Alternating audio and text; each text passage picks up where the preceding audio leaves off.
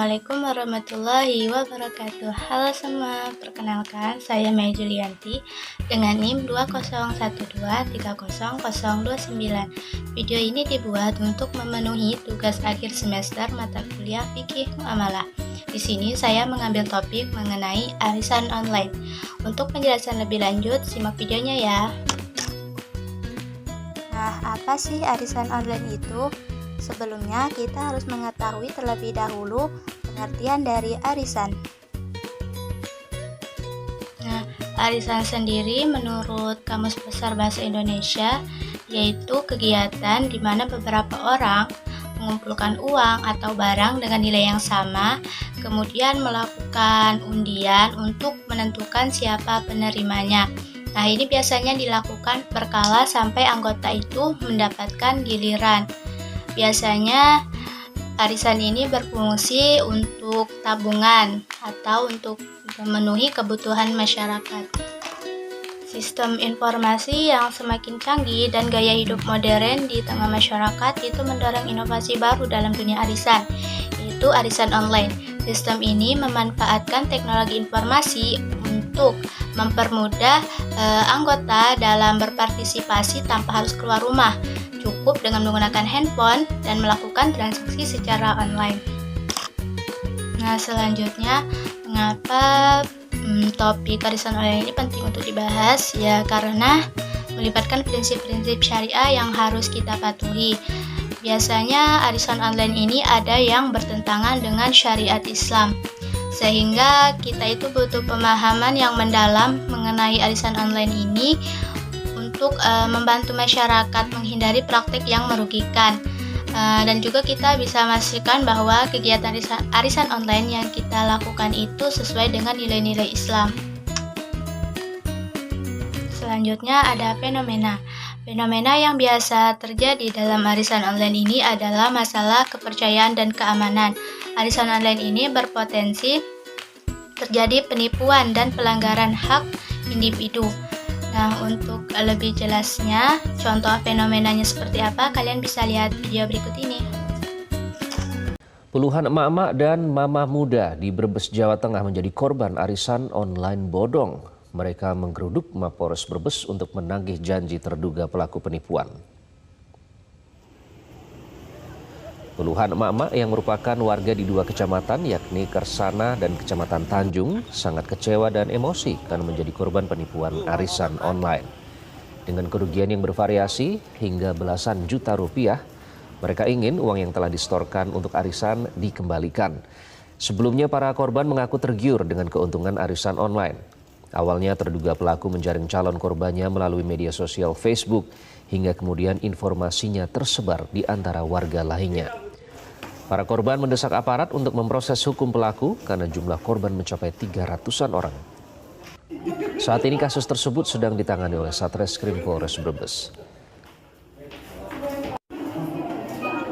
Nah, itu tadi salah satu contoh fenomena arisan online yang sering terjadi. Karena arisan online ini terbentuk melalui dunia maya, sehingga kita tidak mengetahui betul identitas dari orang-orang yang terlibat dalam arisan tersebut. Hal ini tentunya beresiko terjadi penipuan, kemudian beresiko juga terdapat member atau owner yang tidak bertanggung jawab. Mereka memanfaatkan platform online untuk menghimpun dana dari peserta, namun mereka tidak berniat untuk memberikan imbalan kepada peserta lain. Selanjutnya, pandangan ulama terkait arisan online. Yang pertama, beberapa ulama berpendapat bahwa arisan itu tidak diharamkan. Nah, mereka berpendapat bahwa arisan itu tidak diharamkan dan bisa dibandingkan dengan menabung karena sistemnya menggunakan undian. Dalam kegiatan arisan, selama proses pengundian tidak melibatkan unsur riba atau judi, maka hal tersebut diperbolehkan. Kemudian, pendapat yang kedua yaitu pendapat Ibnu Al-Munzir dan Ibnu Qudamah. Mereka menganggap bahwa arisan itu tidak halal. Alasannya yang pertama, Mereka mengklaim bahwa arisan itu membangun hubungan seperti akad hutang bersyarat, di mana setiap peserta hanya menyerahkan uangnya dengan syarat akan menerima kembali dari peserta lainnya. Ini dianggap sebagai jenis hutang yang memberikan keuntungan.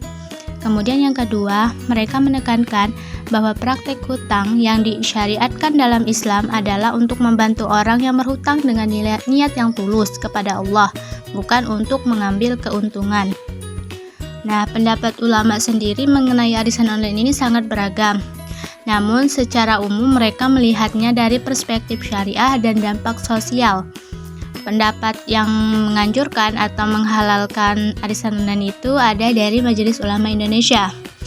MUI itu memperbolehkan arisan online asalkan dilakukan dengan cara yang tidak melanggar syariat Islam, seperti tidak mengandung unsur judi atau spekulasi. Kemudian pendapat yang melarang itu ada pendapat dari Majelis Ulama Asia Tenggara.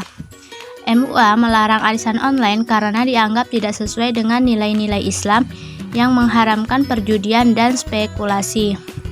Nah, pendapat ulama tentang arisan online ini masih beragam dan terus berkembang. Penting untuk kita memahami konteks dan syariat Islam dalam memandang fenomena ini. Kemudian yang terakhir yaitu solusi fikih mengenai arisan online ini yang dapat diterapkan. Yang pertama itu dengan akad qard. Jadi akad qard ini adalah akad hutang tanpa bunga.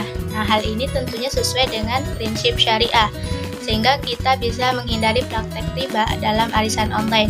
Kemudian yang kedua ada transparansi dan kejelasan.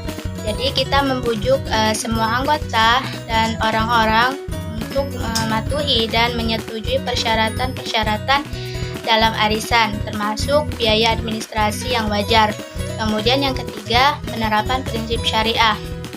Nah, hal ini dilakukan agar arisan online yang kita lakukan itu mencerminkan keadilan, kejujuran, dan tidak ada unsur paksaan. Nah, itu tadi langkah-langkah yang bisa kita ambil, langkah-langkah yang bisa kita lakukan sehingga arisan online itu dapat dilaksanakan secara halal dan sesuai dengan fikih muamalah.